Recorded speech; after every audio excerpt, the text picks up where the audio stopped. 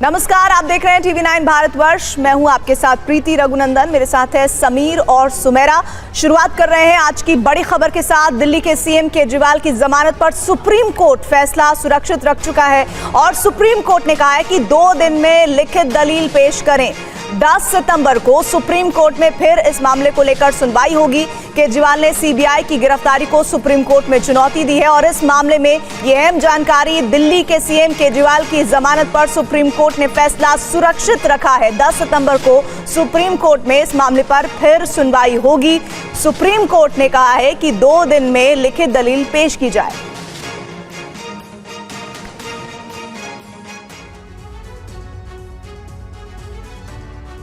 आबकारी मामले में अरविंद केजरीवाल को आज राहत नहीं मिली। सुप्रीम कोर्ट में अरविंद केजरीवाल की जमानत याचिका पर लंबी बहस हुई। सुप्रीम कोर्ट ने 2 दिन में लिखित दलीलें पेश करने का निर्देश दिया है। सुप्रीम कोर्ट में अब मंगलवार को सुनवाई तय की है। आपको बता दें कि आबकारी नीति मामले में सीबीआई की गिरफ्तारी को दिल्ली हाई कोर्ट ने सही ठहराया था। केजरीवाल ने हाई कोर्ट के इस फैसले को शीर्ष अदालत में चुनौती दी है। अरविंद केजरीवाल के वकील अभिषेक मनु सिंघवी ने कहा कि केजरीवाल समाज के लिए खतरा नहीं है। अभिषेक मनु सिंघवी ने कहा कि सुप्रीम कोर्ट दिल्ली के सीएम को 2 बार जमानत दे चुका है। सिंघवी ने कोर्ट को बताया कि भ्रष्टाचार मामले में सीबीआई ने केजरीवाल को 26 जून को गिरफ्तार किया, लेकिन पिछले 2 महीनों में इस मामले में कोई गिरफ्तारी नहीं हुई। केजरीवाल की जमानत का विरोध करते हुए सीबीआई ने कहा कि केजरीवाल की याचिका में कोई दम नहीं है, इसलिए इसे खारिज किया जाना चाहिए। दिल्ली हाईकोर्ट ने भी केजरीवाल की अर्जी खारिज करते हुए कहा था कि सीबीआई मामले में उनकी गिरफ्तारी वैध है। दरअसल ये अहम जानकारी एक बार फिर से आपसे साझा कर लें। खबर ये है कि सुप्रीम कोर्ट ने दिल्ली के सीएम अरविंद केजरीवाल की जमानत पर फैसला सुरक्षित रखा है। दरअसल उन्होंने याचिका दायर की थी हाईकोर्ट के इस फैसले को लेकर, जिसमें 5 अगस्त के आदेश को उन्होंने चुनौती दी है, जिसमें उन्हें जमानत नहीं मिल रही थी। लेकिन अब खबर ये है सुप्रीम कोर्ट से जो महत्वपूर्ण जानकारी है वो ये है कि 10 सितंबर को केजरीवाल की जमानत और गिरफ्तारी पर फैसला सुनाया जा सकता है। पीयूष पांडे इस वक्त हमारे साथ लाइव जुड़ गए हैं। पीयूष, आज कोर्ट में क्या क्या दलीलें पेश हुई हैं और उसको लेकर जो संकेत हैं 10 सितंबर को लेकर वो क्या मिलते दिख रहे हैं? बिल्कुल, देखिए, इस मामले में एक अहम जो आर्गुमेंट था वो सीबीआई की ओर से किया गया कि अरविंद केजरीवाल ने अदालतों को सांप सीढ़ी का खेल बना रखा है। उन्होंने ट्रायल कोर्ट में रेगुलर बेल के लिए मांग की ही नहीं और सीधे वो हाई कोर्ट में रिट याचिका के तहत चले गए और वहां गिरफ्तारी को चुनौती दे दी और जमानत की मांग कर दी। और इसके बाद वो सीधे सुप्रीम कोर्ट आ गए, जबकि हाईकोर्ट ने उन्हें कहा था कि आप रेगुलर बेल के लिए ट्रायल कोर्ट जाएं। लेकिन इसके बावजूद उन्होंने सुप्रीम कोर्ट का दरवाजा खटखटा दिया, जबकि सुप्रीम कोर्ट के तमाम पुराने फैसले ऐसे हैं जिसमें यह साफ किया गया है कि रेगुलर बेल के लिए ट्रायल कोर्ट, हाई कोर्ट और उसके बाद ही सुप्रीम कोर्ट आया जा सकता है। इसके अलावा ये आर्गुमेंट भी दिया गया कि इस मामले में मनीष सिसोदिया के, कविता और उसके पहले संजय सिंह, सभी ने जो है ट्रायल कोर्ट का भी दरवाजा खटखटाया था और रेगुलर बेल सिसोदिया को भी और के कविता को भी इसी क्रम में मिली है। और ऐसी स्थिति में जबकि उनकी ओर से ये फ्लॉ किया गया है तो उन्हें जमानत नहीं मिलनी चाहिए। और सुप्रीम कोर्ट ने इस मामले में अपना फैसला सुरक्षित कर लिया है और सुप्रीम कोर्ट ने वकीलों से ये कहा कि वो मंगलवार को उनसे मिलेंगे। तो ये संकेत उनकी ओर से दिए गए हैं कि मंगलवार को फैसला दिया जा सकता है। हालांकि सुप्रीम कोर्ट अब इस मामले पर अगले हफ्ते फैसला सुना देगा। देखना यह है कि सीबीआई की ओर से जो नई दलील दी गई है वो दलील कितनी सार्थक होती है और कितना काम आती है, क्योंकि वो एक लीगल पॉइंट ऐसा है जहां पर केजरीवाल पूरी तरह से मात खाते दिख रहे हैं और उनकी जो वकील टीम है इस मामले पर स्पष्ट तौर पर कोई जवाब नहीं दे पा रही है, चूंकि इस मामले में उनकी ओर से ये खामी की गई कि ट्रायल कोर्ट न जाते हुए सीधे हाईकोर्ट का दरवाजा खटखटाया गया। आम आदमी पार्टी को उम्मीदें बहुत है। मनीष सिसोदिया के, कविता को मिली जमानत के बाद अब उन्हें भी ऐसा लग रहा था कि अरविंद केजरीवाल को भी राहत मिल जाएगी, लेकिन इस पूरे मामले में अब 10 तारीख का इंतजार करना होगा कि आखिर अरविंद केजरीवाल को लेकर सुप्रीम कोर्ट क्या फैसला लेता है। शुक्रिया। खबरों में आगे बढ़ते हैं। हिमाचल प्रदेश के शिमला में मस्जिद विवाद गहरा गया है। आज भी शिमला के संजौली इलाके में मस्जिद के विरोध में प्रदर्शनकारी सड़कों पर उतरे। विवादित मस्जिद का घेराव, जोरदार नारेबाजी, मस्जिद की तरफ बढ़ते प्रदर्शनकारी। तस्वीरें शिमला के संजौली इलाके की हैं। आज भी संजौली में मस्जिद विवाद को लेकर जबरदस्त हंगामा हुआ। हिंदू संगठन ने इस प्रदर्शन के जरिए मस्जिद के अवैध निर्माण को गिराने की मांग की। मस्जिद का जो मामला है, जो ये मस्जिद है ये अवैध बनी हुई है, जिसमें कि कल अनिरुद्ध सिंह जी ने भी विधानसभा में अपनी बात रखी है। ये 4 मंजिलें इसकी अवैध है। अगर यह हमारा आधा इंच छज्जा भी बढ़ता है तो उसे तुरंत तोड़ दिया जाता है। 10 सालें हो गई है, ये इस मस्जिद पर कार्रवाई क्यों नहीं हो रही है? और हम चाहते हैं कि अवैध जो मस्जिद है ये यहाँ पर गिरनी चाहिए। शिमला के संजौली में प्रदर्शनकारियों को रोकने के लिए पुलिस प्रशासन ने भी सख्ती दिखाई। प्रदर्शनकारियों को लेकर भारी पुलिस फोर्स तैनात की गई। प्रदर्शनकारी लगातार नारेबाजी कर रहे हैं, मस्जिद में हुए अवैध निर्माण के खिलाफ कार्रवाई की मांग कर रहे हैं। अभी विधानसभा के अंदर ऑपोजिशन और मंत्री जी अनिरुद्ध सिंह ने और बिट्टू वर्मा जी ने साफ रूप से इसको उठाया है और माना है कि इलीगल है, लेकिन इसको इलीगल ये डॉमिनिश होनी चाहिए। शिमला में 2 समुदायों के कुछ लोगों में मारपीट होने की वजह से मस्जिद पर विवाद शुरू हुआ था। अब इस मामले पर सीएम सुक्खू ने कहा है कि कानून तोड़ने वालों के खिलाफ सख्त कार्रवाई होगी।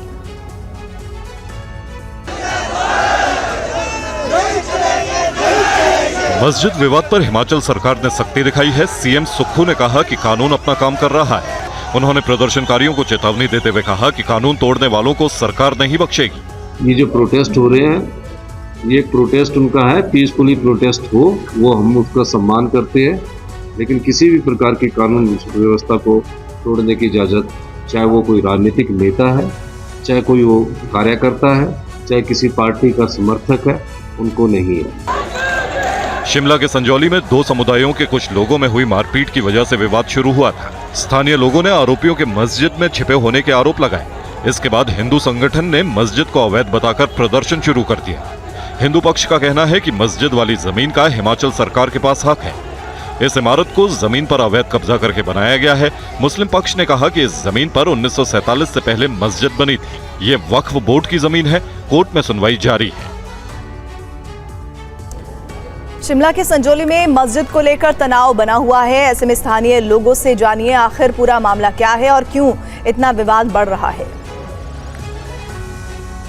मल्याना के अंदर एक घटना घटती है जिसमें हमारे हिंदू भाई पर जो है बाहर से आए जो ये प्रवासी होते हैं इनके द्वारा अटैक किया जाता है। और उसके बाद आप देखेंगे किस तरह से संजौली के अंदर यहाँ पर इलीगल जो है, वैसे तो 5 लेकिन 3 मंजिल की इलीगल मस्जिद बन गई है और प्रशासन को इसकी खबर तक नहीं है। जब पूरा समस्त हिंदू समाज जागा तो आपने देखा पीछे हाल में यहाँ पर संजौली के अंदर एक बड़ा धरना दिया गया, जिसमें से मस्जिद के बाद जब धरना होता है तो उसमें ऐसे सारे चाहे डीसी महोदय है, चाहे एसपी महोदय है, प्रशासन आता है और वहाँ पर हमने ये डिमांड रखी कि जो ये इलीगल है मस्जिद है इसको जो है डिसमेंटल किया जाए। और खुद आयुक्त महोदय ने इस बात को स्वीकारा है कि ये जो मस्जिद है ये इलीगल है। ये जब जागो तभी सवेरा। आप देखिए यहाँ इनकी संख्या इतनी बढ़ गई है जिसके कारण से यहाँ के स्थानीय लोगों का जीना दुभर हो गया है और बाहर से आकर के यहाँ बदतमीजी करते हैं। हमारे काम धंधों के ऊपर इन्होंने डाका मारा है। हमारी महिलाओं को, हमारी बच्चियों को सड़क पर चलना मुश्किल हो गया है और आप देखिए किस प्रकार की ये गतिविधियां कर रहे हैं जिसके कारण से हमारे यहाँ का माहौल खराब हो रहा है। तो निश्चित तौर पर इस मस्जिद का हटना, क्योंकि ये एक प्रकार से आतंक का अड्डा है और इस आतंक के अड्डे का मिटना बहुत आवश्यक है, इसलिए इसका हटाया जाना आवश्यक है। और स्थानीय लोगों ने कहा कि मस्जिद विवाद को लेकर स्थानीय लोगों में खासा आक्रोश है। इस मामले का समाधान बेहद जरूरी है, नहीं तो तनाव और ज्यादा बढ़ेगा। तो ये आज जो आंदोलन प्रारंभ हुआ है, जिस तरह का रोष प्रदर्शन यहाँ पर इलीगल जो यहाँ पर कंस्ट्रक्शन मस्जिद रूप में हुआ है, वो उसके विरोध में आज ये चिंगारी यहाँ भड़की है और ये पूरे प्रदेश भर में जाएगी। इसलिए प्रदेश सरकार से, स्थानीय प्रशासन से हम मांग करते हैं कि इस तरह की एक्टिविटी को तुरंत आइडेंटिफाई करे प्रदेश भर में और जैसे जैसे काम जहां जहां हो रहे हैं और जो इनपुट आपको आम समाज जैसे ये हम सब लोग दे रहे हैं, ये इनपुट आपके पास में जैसे आता है उन एक्टिविटीज को तुरंत बंद करे, उनको डिमोलिश करे। उनको यहाँ पर कहीं ढारा बन गया, कहीं पर नेशनल हाईवे के ऊपर में हम परमाणु से लेकर के संजौली तक में देखते हैं, एक भी कोई ऐसा मोड़ नहीं है जहां पर कोई ना कोई ढारा बनकर कर तैयार होगा। वो मूवेबल प्रॉपर्टी के रूप में हो, वो कहीं पर बैन के रूप में हो, वो कहीं तरपाल लगा करके हो, वहां पर पता नहीं क्या बेच रहा है और जो जीएसटी पे कर रहा है दुकानदार अंदर बैठ करके उसके कंगनी से वहां छापे मारे जा रहे हैं। और जहां पर इस तरह की एक्टिविटी हो रही है तो वहां पर शक होता है प्रशासन के ऊपर में भी कि कहीं हफ्ता सरकार के रूप में या सरकार के अधिकारियों के रूप में इन लोगों से लिया जा रहा। कैसे इलीगल इनका यहाँ एंट्री हो गई। शिमला के मस्जिद विवाद पर बीजेपी विधायक बलबीर सिंह वर्मा का क्या कहना है वो भी सुनिए। संजौली में एक छोटा सा लैंड स्पेस था जिसमें काफ़ी टाइम पहले किसी ने कब्जा किया था और कब्जा करते करते उसने कई मल्टी स्टोरी बिल्डिंग वहाँ पर बना दी। और जैसे इस माननीय सदन में आज पूरी जानकारी आई है कि माननीय मंत्री अनिरुद्ध सिंह जी ने कहा कि वो लैंड हिमाचल प्रदेश गवर्नमेंट की है। हैरानी की बात इस बात की है कि पीडब्ल्यूडी मिनिस्टर कह रहे हैं कि वो वक्फ बोर्ड की है और पंचायती राज मिनिस्टर कह रहे हैं कि हिमाचल प्रदेश गवर्नमेंट की है। और इस माननीय सदन में मैंने ये मुद्दा उठाया था कि इसको क्लियर करें कि किसकी लैंड है।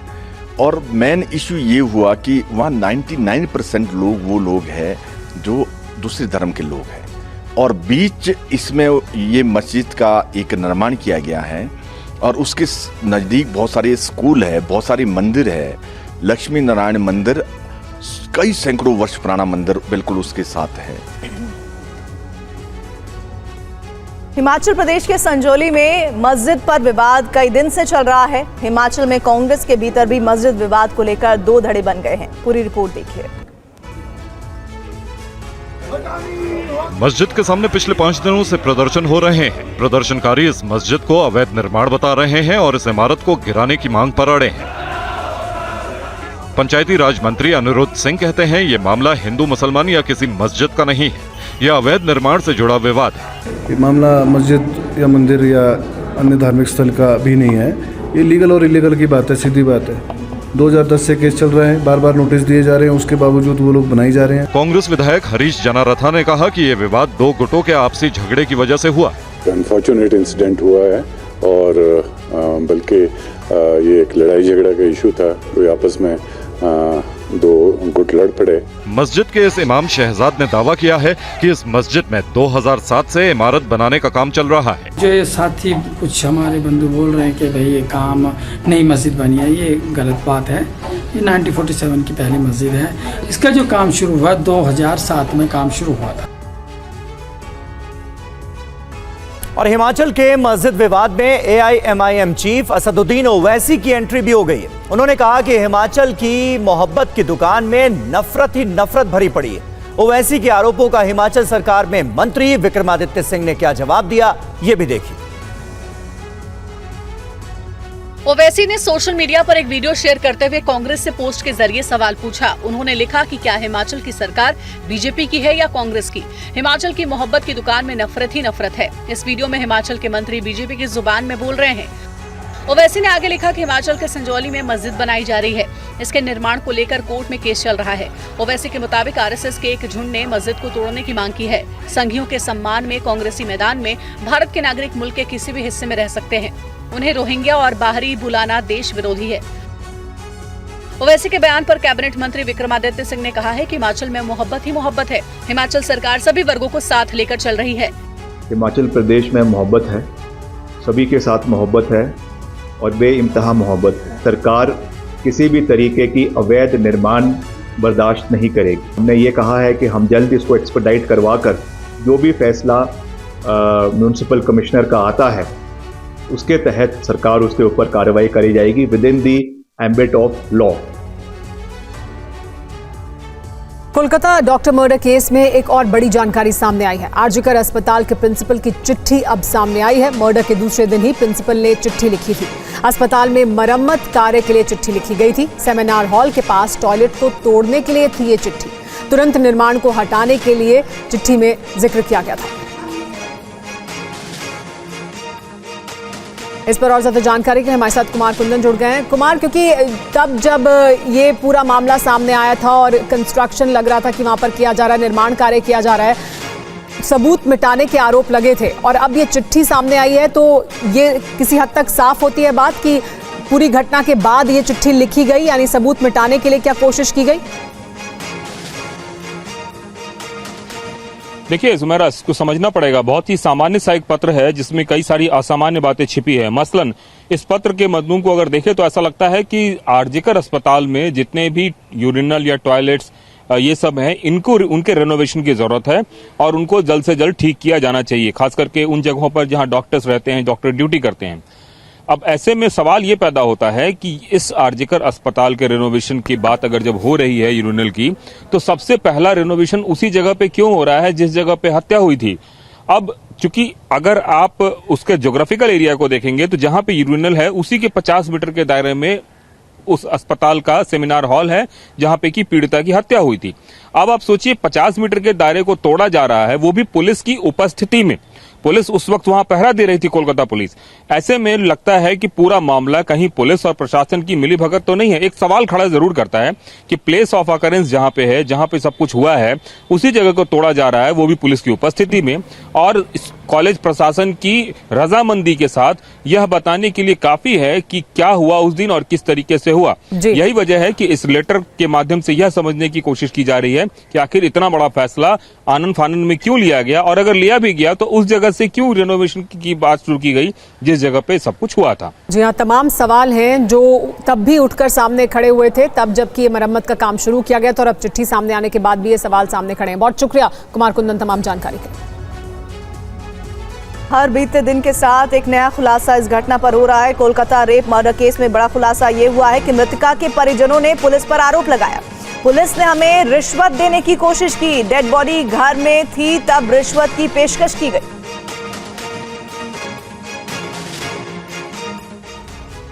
आरजीकर हॉस्पिटल में हैवानियत का शिकार हुई लेडी डॉक्टर के परिजनों ने कोलकाता पुलिस पर पैसे लेकर मामले को रफा दफा करने के आरोप लगाए हैं। आरोप कोलकाता नॉर्थ के डीसी पर लगाया गया, जिसमें कहा गया कि एक तरफ डॉक्टर की डेड बॉडी पड़ी थी, दूसरी तरफ पुलिस पैसे देने की कोशिश कर रही थी। ঘরে ঢুকে পুলিশ টাকা অফার করছে, বাবা মাকে যেখানে আমরা আমাদের মেয়ের বডি নিয়ে বসে রয়েছি ঘরে, পরিবারের প্রত্যেকটা লোক চোখের জলে তাকাতে পারছি না, তখন পুলিশ গিয়ে টাকা অফার করছে আমাদেরকে। এটা পুলিশের মানবিক মুখ। তারা আবার বলছেন যে আমরা সব ঠিক কাজ করেছি, আমরা সব দায়িত্ব পালন করেছি। এটাকে দায়িত্ব পালন বলে এটাকে। लेडी डॉक्टर के परिजन पहले दिन से जूनियर डॉक्टर्स के प्रदर्शन में शामिल हैं। उनका आरोप है कि जांच के पहले दिन से पुलिस की कार्यशैली सवालों के घेरे में है। परिजन पहले ही आरोप लगा चुके हैं कि मृतका के अंतिम संस्कार में जल्दबाजी की गई थी। परिजनों ने आरोप लगाया कि अंतिम संस्कार के समय 300 से 400 पुलिसकर्मी मौजूद थे, लेकिन उसके बाद एक भी पुलिसकर्मी नजर नहीं आया।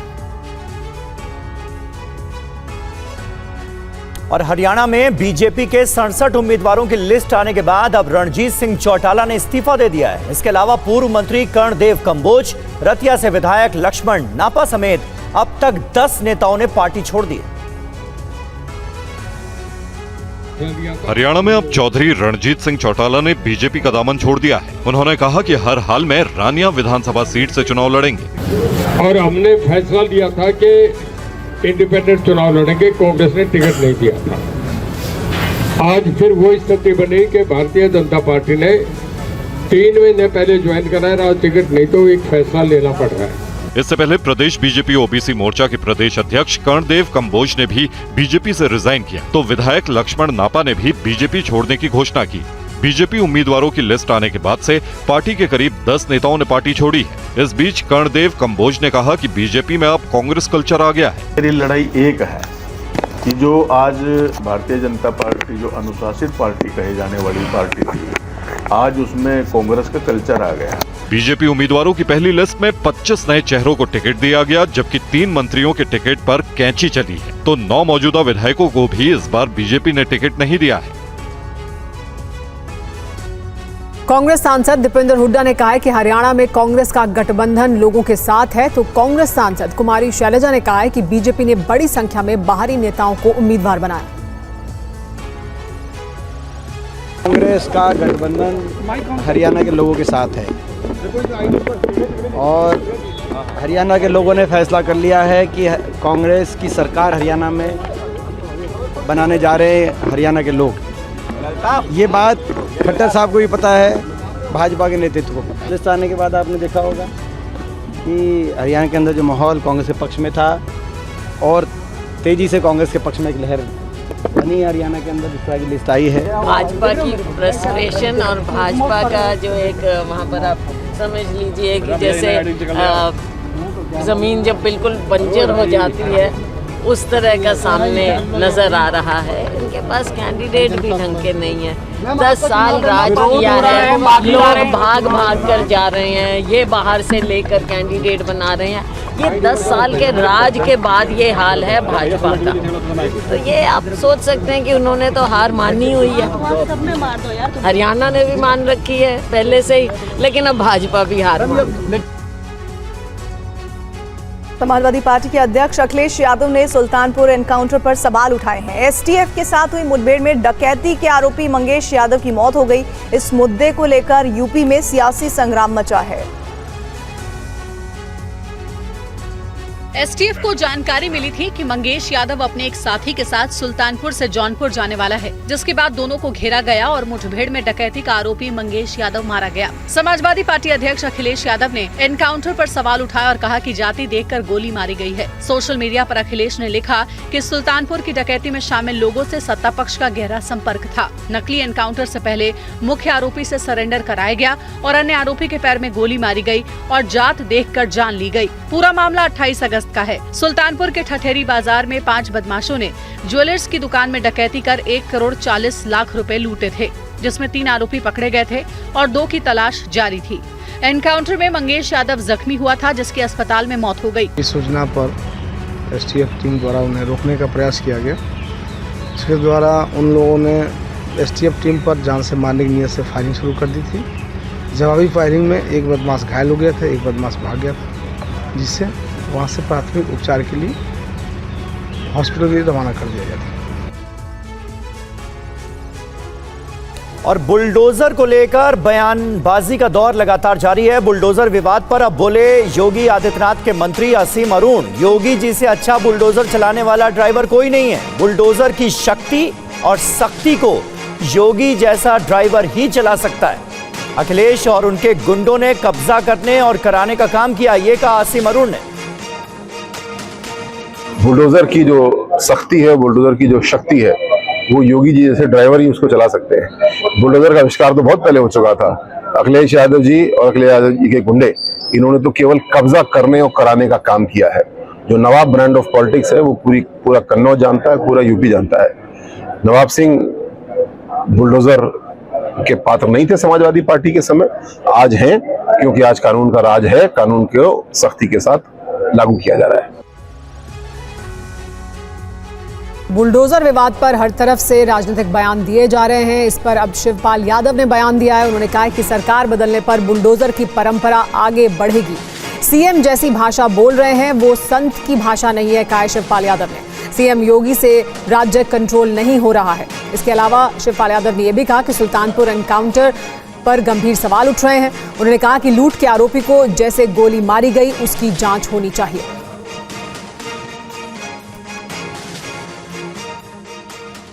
जम्मू कश्मीर में दूसरे चरण के लिए नामांकन जारी है। आज एनसी उम्मीदवार उमर अब्दुल्ला ने बडगाम से भी पर्चा भर दिया है। उन्होंने कहा कि 2 जगह से चुनाव लड़ने की सलाह कार्यकर्ताओं ने दी है।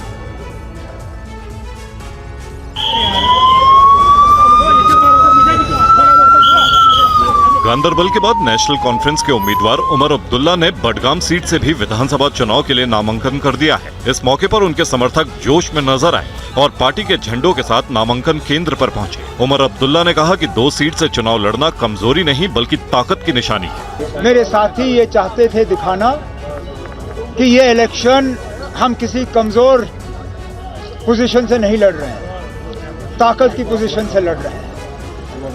मेरे यहाँ 2 सीटों से लड़ना ये कमजोरी का सबूत नहीं है। पार्टी को भी बचाने की गर्ज से कहा जा सकता है कि उमर अब्दुल्ला ने खुद यहाँ पे अपना नाम जो है सामने लाते हुए उस विद्रोह को, जो पार्टी के अंदर छोटा छोटा विद्रोह हो रहा था, उसको भी बंद कर दिया है। अब देखना दिलचस्प होगा कि जम्मू यानी बडगाम की इस सीट से लोग किस तरीके से उमर अब्दुल्ला का साथ देते हैं। और जम्मू कश्मीर में भी सियासी घमासान तेज है। बीजेपी के प्रदेश अध्यक्ष रविंद्र रैना ने इस बार जम्मू कश्मीर में बड़ी जीत का दावा किया, तो कांग्रेस ने कहा कि बीजेपी अब विपक्षी गठबंधन से घबराई हुई। उनकी भी इतनी अलायंसेस होती हैं, नेशन वाइड उनकी अलायंसेस है। इस जम्मू कश्मीर की अलायंस और खासतौर से कश्मीर की अलायंस से वो इतना परेशान क्यों है? या तो वो समझते हैं कि उनके जो बिसात उन्होंने 10 साल में बिछाई थी, जो ख्वाब वो देख रहे थे, या तो वो अपने ख्वाबों को चकनाचूर होते देख रहे हैं। तो ये जो अलायंस है, ये यहाँ के लोगों के वास्ते राह नजात के लिए अलायंस किया गया। पूरे जम्मू कश्मीर में इस वक्त भारतीय जनता पार्टी की प्रचंड लहर है। जम्मू हो या कश्मीर हो, नौशहरा हो या कोई भी क्षेत्र, आप देख सकते हैं हजारों की तादाद में भारतीय जनता पार्टी के कार्यकर्ता बढ़ चढ़कर पूरे जोश, उत्साह, जुनून के साथ इस समय चुनाव के इस अभियान में भाग ले रहे हैं। मैं उम्मीद करता हूं कि जब यहां वोटिंग होगी, प्रचंड बहुमत के साथ यहां भारतीय जनता पार्टी की सरकार बनेगी। विधानसभा चुनाव से पहले महाराष्ट्र में सियासी उबाल देखा जा रहा है। अब सीएम एकनाथ शिंदे ने कहा है कि उद्धव ठाकरे ने बाला साहेब की विचारधारा को छोड़ दिया है। हमारी सरकार बाला साहेब के विचारों को आगे बढ़ा रही है।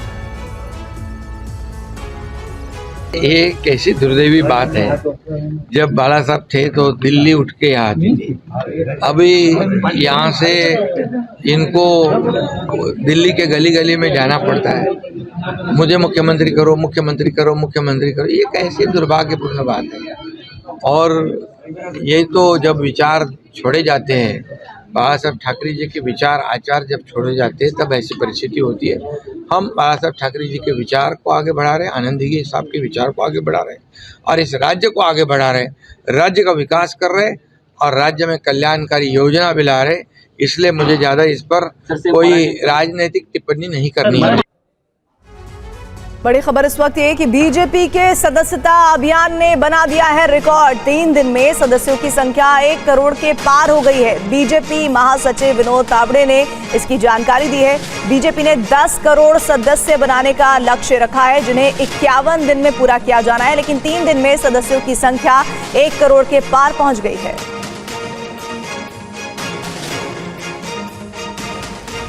और कांग्रेस नेता राहुल गांधी आज महाराष्ट्र के सांगली में एक कार्यक्रम में पहुंचे और कहा कि महाराष्ट्र में कांग्रेस की विचारधारा की जड़ें हैं।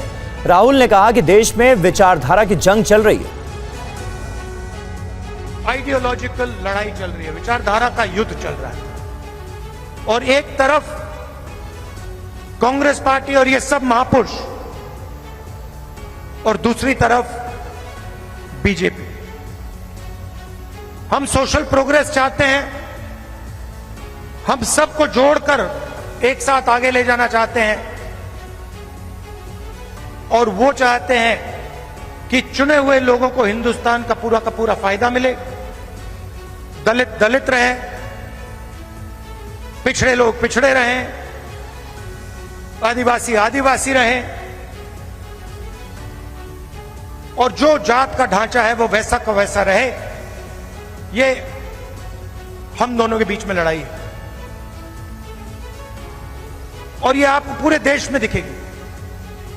वो नफरत फैलाते हैं, हिंसा फैलाते हैं, एक धर्म को दूसरे धर्म से लड़ाते हैं, एक जात को दूसरी जात से लड़ाते हैं। और अब खबर बांग्लादेश से। बांग्लादेश में हिंदुओं पर हमले पर यूनुस सरकार ने बयान दिया है। मोहम्मद यूनुस ने हिंदुओं पर हुए हमले को आवामी लीग सरकार के समर्थन से जोड़ा है। उन्होंने कहा कि हिंदुओं पर हमले हुए, लेकिन उन्हें बढ़ा चढ़ा कर पेश किया गया। हमले सांप्रदायिकता से कहीं ज्यादा राजनीतिक थे। यूनुस ने एक इंटरव्यू में कहा कि लोगों में ये धारणा बनी कि हिंदू शेख हसीना के समर्थक हैं, जिसकी वजह से आवामी लीग कार्यकर्ताओं के साथ उन पर भी हमले हुए। तो ये एक ताज़ा इंटरव्यू में बयान दिया गया है मोहम्मद यूनुस की तरफ से, जिसमें उन्होंने हिंदुओं पर जो हमले हुए, शेख हसीना के सत्ता से हटने के बाद उसे सीधे तौर पर आवामी लीग से जोड़ दिया है, आवामी लीग के समर्थन से जोड़ दिया है हिंदुओं पर हुए हमलों को।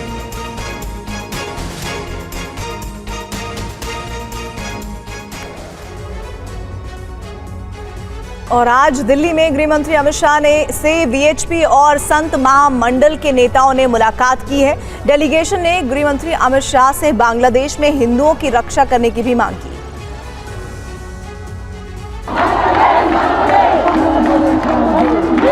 बांग्लादेश में हिंदुओं के खिलाफ हुई हिंसा पर देश के साधु संतों ने चिंता जताई है।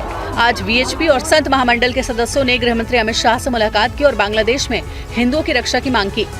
बांग्लादेश में हिंदुओं के साथ सरकार बदलने के बाद जो कुछ हो रहा है वो चिंताजनक है। हमने अपनी चिंता व्यक्त की, माननीय गृह मंत्री जी ने हमारी बात बड़ी गंभीरता से सुनी है, तो मुझे लगता है कि वो जो भी उचित होगा, वैसे कदम उन्होंने उठाए भी हैं, आगे भी कदम उठाएंगे। तो वहाँ पर बांग्लादेश में जिस प्रकार से गैर मुस्लिमों को जीना मुश्किल हो रहा है, उसके पर चिंता व्यक्त हमने कर दी है। और वहाँ हिंदुओं की सुरक्षा हो या जो भी अल्पसंख्यक समुदाय है, गैर हिंदू भी हैं, उनकी भी सुरक्षा हो। संतों ने बांग्लादेश से हो रहे हिंदुओं के पलायन पर भी रोक लगाने की मांग की और उन्हें मानवीय मदद देने की अपील की। हम लोगों ने माननीय गृह मंत्री जी से मिलकर के संपूर्ण नरसंहार को रोकने के लिए कूटनीति बनाकर के दबाव बनाने के लिए कहा। उन्होंने बहुत गंभीरता से इस विषय को सुना। और अहम खबर इस वक्त की, इलेक्ट्रिक वाहनों में सब्सिडी पर बोले नितिन गडकरी। इलेक्ट्रिक वाहनों को सब्सिडी देने की जरूरत नहीं है, ये कहा है नितिन गडकरी ने। अब लोग खुद इसे पसंद कर रहे हैं। ई गाड़ियों की मांग बढ़ने से उत्पादन लागत घटी है। इलेक्ट्रिक वाहनों पर लगने वाला गुड्स और जीएसटी पेट्रोल और डीजल वाहनों की तुलना में कम है। इस बात का जिक्र किया है केंद्रीय मंत्री नितिन गडकरी।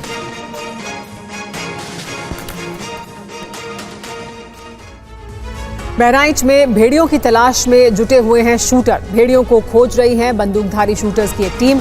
ड्रोन और बंदूक से भेड़ियों की तलाश तेज कर दी गई है। देखिए किस तरह से तलाशी अभियान चल रहा है। इसमें एक शूटर्स की टीम है जो तलाश कर रही है भेड़ियों को। रात में आता है और अगर गांव के अगल बगल में रहता है। अभी गांव में तो हमला किया नहीं है और लोग डरते हैं। अगल बगल किया है? जी हाँ। और अभी यहाँ से कुछ लोग गए भेड़िया पकड़ने, कौन थे वो लोग? कौन लोग? वन विभाग वाले। वन विभाग क्या? हमारे साथ TV9 भारतवर्ष संवाददाता पुनीत शर्मा जुड़ गए इस पर और ज्यादा जानकारी के लिए। पुनीत, लगातार अलग अलग जो टीमें हैं वो तलाश में लगी हुई हैं, लेकिन सफलता नहीं मिल रही है। ये कितनी टीमें हैं इस वक्त? ये कौन सी टीम है जो बंदूकधारियों की टीम है जो तलाश में लगी है भेड़ियों की? देखिए, भेड़ियों ने बहराइच में पिछले कुछ दिनों में 10 लोगों की जान ले ली है। 9 बच्चे और एक महिला शामिल है और इसीलिए पिछले कुछ दिनों से लगातार जो वन विभाग की टीम, पुलिस की टीम और इवन पैरामिलिट्री फोर्स यानी पीएसी को भी लगाया गया था वहां पर, ये तमाम लोग जंगलों में जाकर के भेड़ियों को सर्च कर रही है। अभी 16 टीमें लगातार काम कर रही हैं। लगभग 300 वन विभाग और पुलिसकर्मी की टीम लगी हुई है जो 24 घंटे तलाश कर रही हैं और 50 गांवों में इन भेड़ियों ने आतंक मचा रखा है। पहले ये संख्या 35 गांव थी, लेकिन अब ये बढ़कर लगभग 50 गांव हो चुकी है। आज सुबह भी इन भेड़ियों ने 3 मच्छियों पर हमला करके उनकी जान ले ली है। 2 दिन पहले एक बच्ची की जान ले ली थी। अब योगी सरकार ने शूट एट साइट का ऑर्डर दिया है, यानी कि भेड़ियों को देखते ही तुरंत गोली मारने का आदेश दे दिया गया और इसीलिए 9 शूटर बाराबंकी से बुलाए गए हैं जो खासतौर से महसी इलाका बहराइच का है।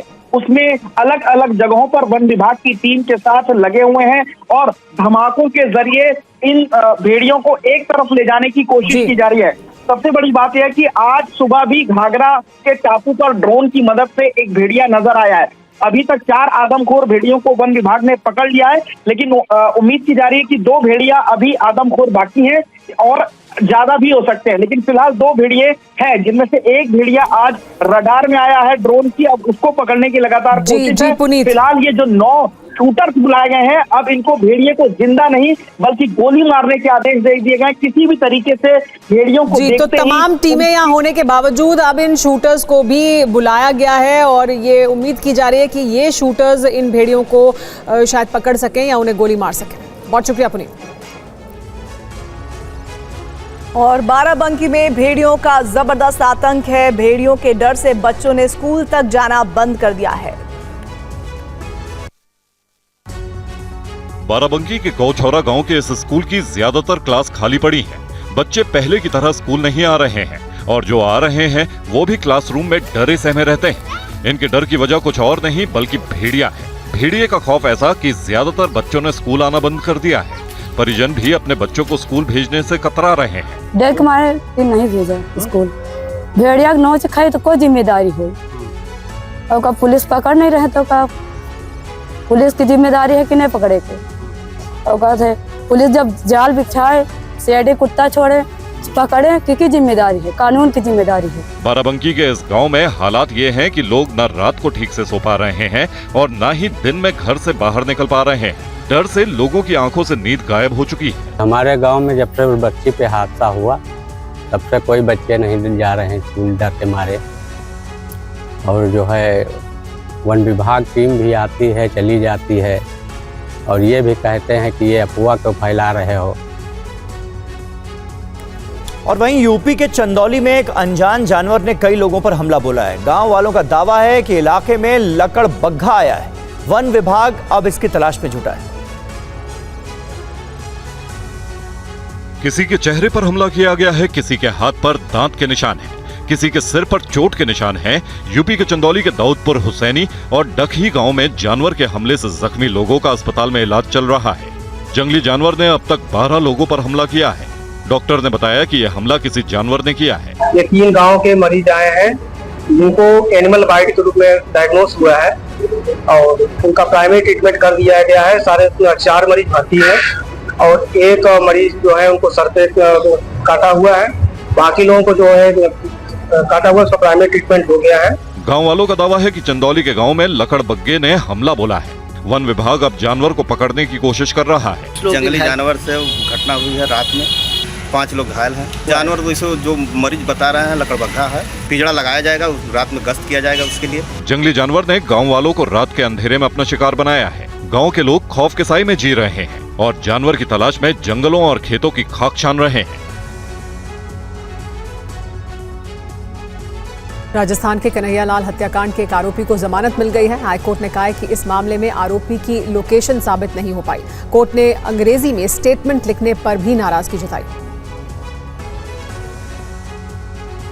कन्हैयालाल हत्याकांड में शामिल आरोपी मोहम्मद जावेद को हाईकोर्ट से राहत मिली है। जस्टिस पंकज भंडारी और जस्टिस प्रवीर भटनागर की खंडपीठ ने जमानत की अर्जी पर सुनवाई करते हुए कहा कि सिर्फ कॉल डिटेल के आधार पर आरोपी को गिरफ्तार किया गया, मगर आरोपी की लोकेशन साबित नहीं हो पाई तो आरोपी से किसी तरह की रिकवरी भी नहीं हुई है। लंबे समय से आरोपी मोहम्मद जावेद जेल में बंद है और ट्रायल लंबा चलेगा। ऐसे में उसे जमानत दी जाती है। 11 आरोपियों में से जावेद पर मोहम्मद रियाज अत्तारी के साथ मिलकर वारदात की योजना बनाने के अलावा रेकी करने का आरोप है। एनआईए कोर्ट से 31 अगस्त 2023 को जमानत खारिज होने के बाद आरोपी ने हाईकोर्ट में अपील की थी। इस मामले पर आरोपी के वकील ने कहा कि जावेद कभी कन्हैया की दुकान पर गया ही नहीं था। ना तो एनआईए ये बात साबित कर पाया कि जावेद उस वक्त दुकान पे मौजूद था, क्योंकि एनआईए ने जावेद की दुकान की कोई लोकेशन रिकॉर्ड के ऊपर पेश नहीं करी। हाईकोर्ट ने मोहम्मद जावेद को 2 लाख रुपए के मुचलके पर जमानत दी है। और इधर आरजेडी ने नेताओं और कार्यकर्ताओं के लिए गाइडलाइंस जारी की हैं। हरा गमछा मुरेठा नहीं पहनने के निर्देश हैं। अब आरजेडी कार्यकर्ता हरी टोपी बैच लगाएंगे। बिहार आरजेडी के अध्यक्ष जगदानंद सिंह ने 9 सूत्रीय निर्देश जारी किए हैं और तेजस्वी यादव की 10 सितंबर से शुरू हो रही यात्रा में ये दिशा निर्देश लागू होंगे, इस बात का जिक्र किया है। नेता प्रतिपक्ष श्री तेजस्वी यादव जी 10 सितंबर से कार्यकर्ता संवाद कार्यक्रम के तहत बिहार के सभी जगहों का भ्रमण करेंगे और सब जगह जा करके अपने नेताओं, कार्यकर्ताओं, पदाधिकारियों से मिलेंगे, उनसे संवाद करेंगे, क्षेत्र की समस्याओं को जानेंगे। तो ये बात पार्टी कह रही है कि सभी लोग, क्योंकि ये कोई रैली नहीं है, तो हमारा तो गमछा हो, टोपी हो, बैच हो, लेकिन गमछे से ज़्यादा प्राथमिकता, ज़्यादा प्रयोग टोपी और बैच का करेंगे हमारे नेता, कार्यकर्ता, हमारे साथी। ये बातें कही गई है। और बाढ़ के बाद आंध्र प्रदेश के विजयवाड़ा में हालात काफी गंभीर हैं। पानी के बीच लोगों को खाने पीने की दिक्कत का सामना भी करना पड़ रहा है। सबसे बड़ी परेशानी पीने के पानी की हो गई। अभी भी कमर से ऊपर पानी भरा हुआ है। पानी के बीच लोगों को कुछ संगठनों की तरफ से खाने के पैकेट्स और पानी की बोतल दी जा रही।